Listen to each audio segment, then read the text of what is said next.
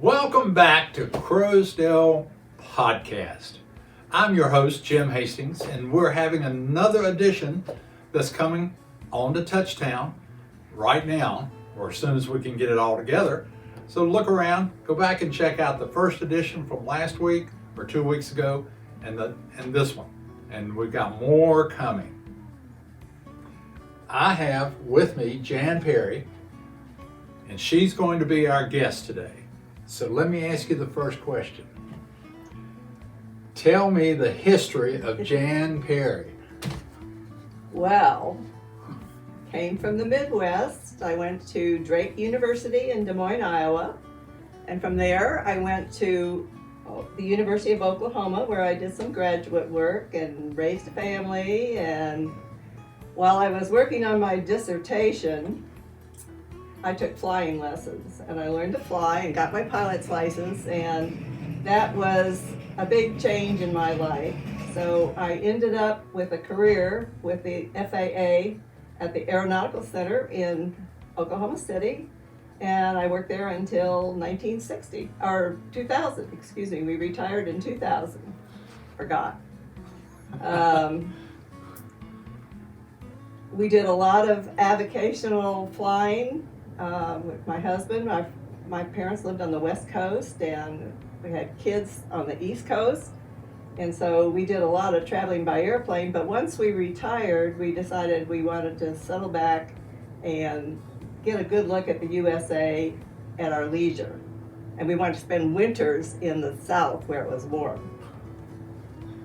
So that's basically when we bought an RV, and we spent until 2018 traveling by RV. We spent the winters in Texas, or mainly Arizona for a lot of years. And coming back and forth, we saw a lot. We've been to every state in the RV except Hawaii. We went by plane, not our plane. No.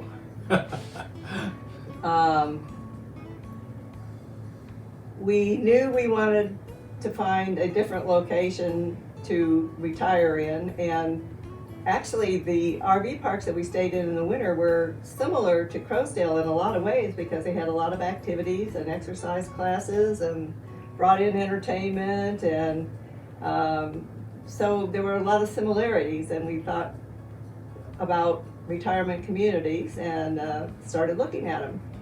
So we looked in Oklahoma, and we looked in the West, and we looked in California, and we looked in North Carolina, and since we had kids in North Carolina, that seemed to be the place to go. So that's why you came to Croasdaile? That's how we found out about Croasdaile. All because of the grandkids, right? Well, sort of. Sort of, okay. So, the family, how did you pick out Croasdaile? Because you probably looked at quite a few in North Carolina, didn't you? Well, we have a son who lives here in Durham, and we looked in Durham, but we looked in Charlotte. We had another son in the Charlotte area, and my son in Durham took us to visit several. I won't mention the other communities, but Croasdaile was one of them. And he said, if you live right here in Croasdaile, then we can pop in and out and see you often, whereas if you live in Burlington or somewhere, then we have to take a whole afternoon and come to see you, and so this would be a lot more convenient if you just lived here.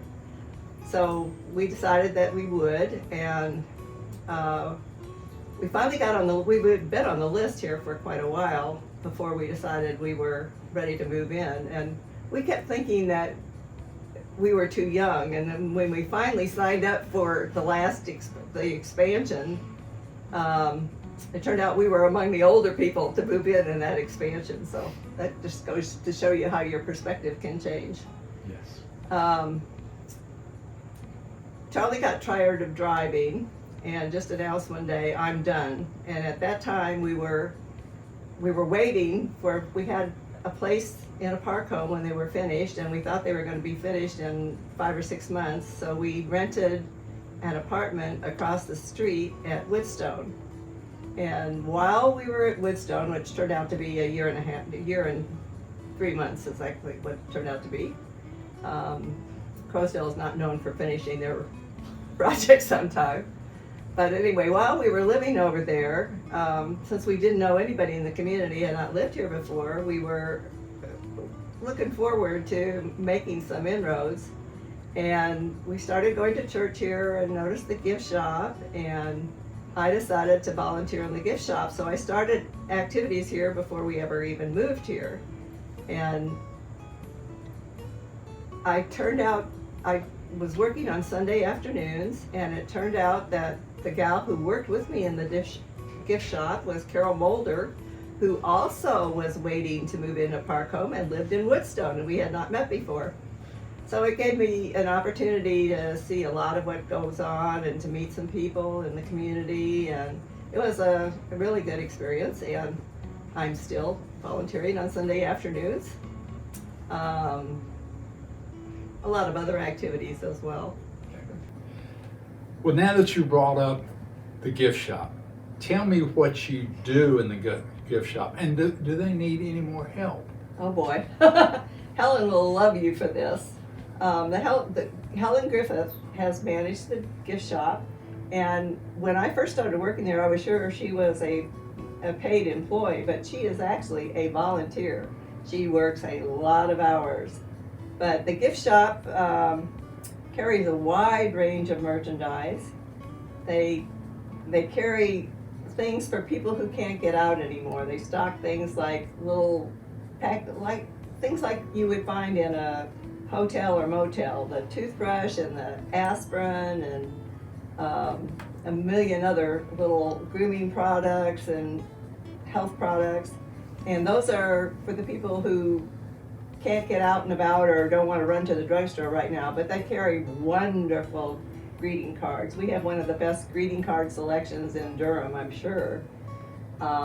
They carry toiletries and lots of gifts. It's seasonal, and we bring in a lot of gifts around holiday times and stuff. And we had some people that say they do all their Christmas shopping right there in the shop. We have things from toddlers to books by authors who live here in Croasdaile, just a wide range of merchandise. And the most popular volunteer job is to be a clerk. And you get a 2-hour shift a week and you work with somebody. It's a great way to meet people and to serve the community, and because you always work with somebody, you have an opportunity to get some help. You don't have to know it all yourself, and you get some guidance and stuff like that. One of the other things that I do for the gift shop is I give Helen's report on Wednesday once a month to the Resident Association.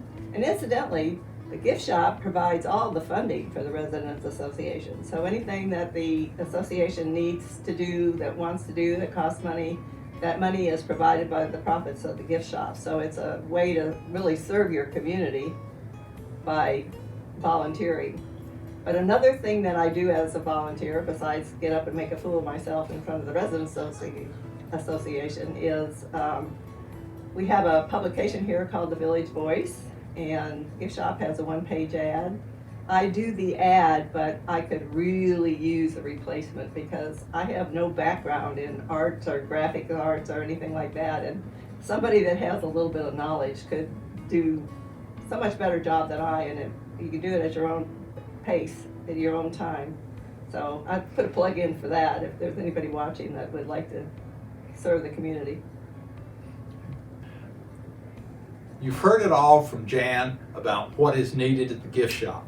And of course, you also heard that she would like to have some artsy craftsy person to do up the 1-page ad that goes out every month.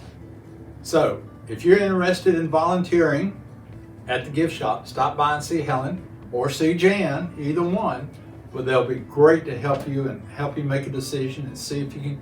I'm sure you can fit in this schedule, and that's okay. Good. Go by the gift shop, buy something, and talk to them about volunteering. Have a great day. And bring money.